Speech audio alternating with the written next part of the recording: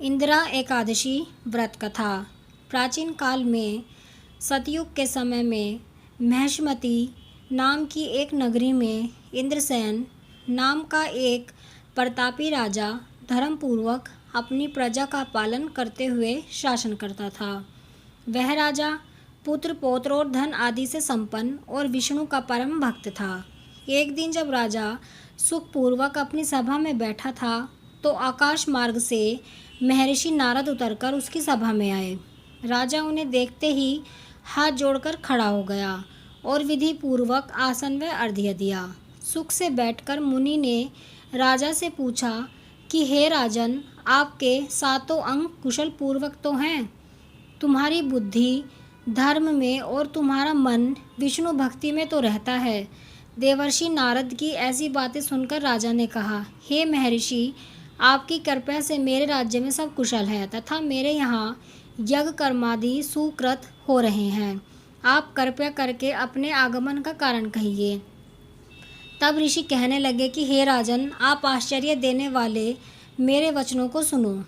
मैं एक समय ब्रह्मलोक से यमलोक को गया।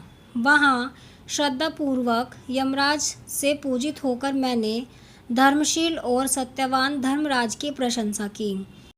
उसी यमराज की सभा में महान ज्ञानी और धर्मात्मा तुम्हारे पिता को एकादशी का व्रत भंग होने के कारण देखा। उन्होंने संदेशा दिया, सो मैं तुम्हें कहता हूँ। उन्होंने कहा कि पूर्व जन्म में कोई विघ्न हो जाने के कारण मैं यमराज के निकट रह रहा हूँ।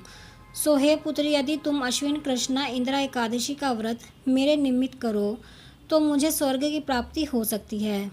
इतना सुनकर राजा कहने लगा कि हे महर्षि, आप इस व्रत की विधि मुझे कहिए।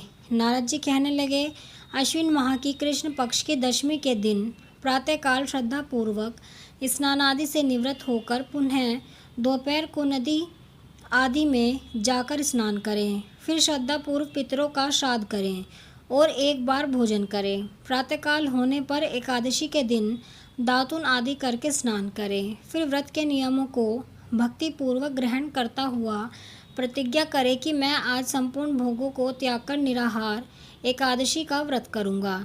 हे अच्युत, हे पुंडरीकाक्ष, मैं आपकी शरण में हूँ, आप मेरी रक्षा कीजिए। इस प्रकार नियम पूर्वक शालिग्राम की मूर्ति के आगे विधि पूर्वक श्राद्ध करके योग्य ब्राह्मणों को फलाहार का भोजन कराएं और दक्षिणा दें। पितरों के श्राद्ध से जो बच जाए उसको सूंघकर गौ को दें तथा धूप दीप गंध पुष्प नैवेद्य आदि सब सामग्री से ऋषि केश भगवान का पूजन करें। रात में भगवान के निकट जागरण करें। इसके पश्चात द्वादशी के दिन प्रातःकाल होने पर भगवान का पूजन करें। ब्राह्मणों को भोजन कराएं। भाई बंधुओं, स्त्री और पुत्र सहित आप भी मौन होकर भोजन करें। नारद जी कहने लगे कि हे राजन, इस विधि से यदि तुम आलस्य रहित होकर इस एकादशी का व्रत करोगे तो तुम्हारे पिता अवश्य ही स्वर्गलोक को जाएंगे।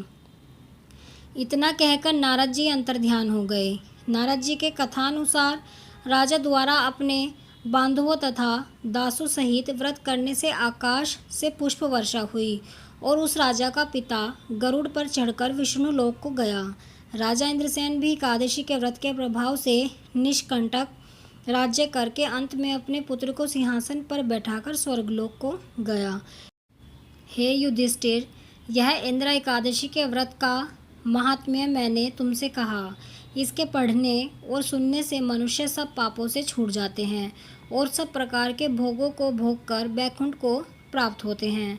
आप कमेंट में ज़रूर बताएं कि आपको ये कहानी कैसी लगी है। अगर आपको ये कहानी पसंद आई है तो वीडियो को लाइक करें, शेयर करें और चैनल को सब्सक्राइब करें ऐसी ही कहानियों के लिए।